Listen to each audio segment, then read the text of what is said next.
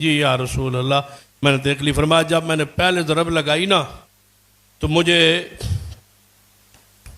किसरा के महल्लात, ईरान और उसके इर्दा गिर्द के इलाके फारस के महल्लात नजर आए। जब मैंने दूसरी ज़रब लगाई मुझे किसरा के इर्दा गिर्द के इलाके, उसके महल्लात, शाम के महल्लात नजर आए। जब मैंने तीसरी ज़रब लगाई ना मुझे हबशा और तुर्क के इलाके नजर आए और वहां के महल्लात नजर आए। या रसूल अल्लाह, इसकी कोई ताबीर बता दे।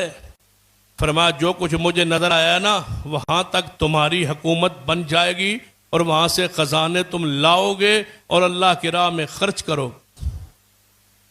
ऐसे माल मिलता है किसके साथ? अल्लाहु अकबर, ला इलाहा इल्लल्लाह। शिर्क का खात्मा हुआ। आपने फरमाया सुन लो, जब किसरा मरेगा फिर किसरा पैदा नहीं होगा, जब कैसर हलाक होगा फिर कैसर पैदा नहीं होगा।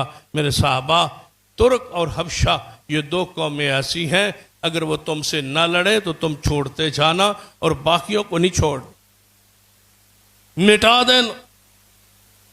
अल्लाह तुझे इख्तिदार देगा, इख्तियार देगा, हुकूमत देगा। कुलिल्लाहुम्मा मालिकल मुल्क। पहले दिन हजूर ने क्या फरमाया था? ला इलाहा इल्लल्लाह, कुलू ला इलाहा इल्लल्लाह तमलिकुल अरब वल अजम। अरब अजम के बादशाह बन जाओगे। शर्त यह है कि मानो जानो ला इलाहा इल्लल्लाह। ये भी समझ लो, ला इलाहा इल्लल्लाह ये सवाब वाला सिर्फ कलमा नहीं है, ये इनकलाब वाला कलमा। हम सवाब के लिए पढ़ते हैं बस। नमाज के बाद बहुत सारी मस्जिदों में विरद होता है ला इलाहा इल्लल्लाह, लाउडस्पीकर खोल के विरद होता है ला इलाहा इल्लल्लाह।